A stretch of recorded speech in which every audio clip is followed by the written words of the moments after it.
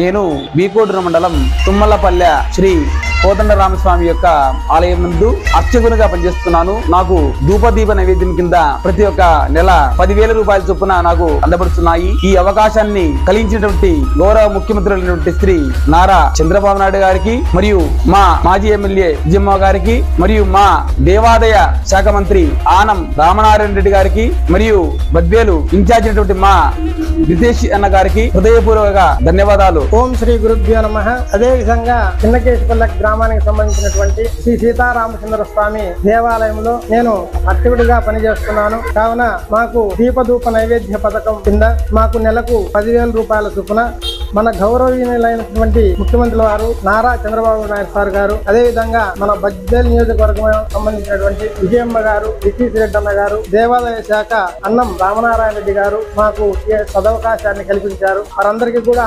కృతజ్ఞతలు తెలియజేస్తున్నాము. ఓం శ్రీ ఆంజనేయాయ నమః. నా పేరు సాయి చైతన్య. నేను ఆంజనేయ స్వామి దేవస్థానం పనిచేస్తున్నాను. దేవాదాయ శాఖ నుంచి ధూపదీప నైవేద్యం కింద నాకు 10,000 రూపాయలు పడుతున్నది. మన ఆంధ్రప్రదేశ్ రాష్ట్ర ముఖ్యమంత్రి శ్రీ నారా చంద్రబాబు నాయుడు గారు, మరియు దేవాదాయ శాఖ మంత్రి ఆనం రామనారాయణ రెడ్డి గారు, మరియు మన బద్వేల్ ఇన్ఛార్జ్ నితీష్ రెడ్డి గారు, మరియు మన విజయమ్మ మేడం గారు, వారికి పేరు ధన్యవాదాలు తెలుపుతున్నాను.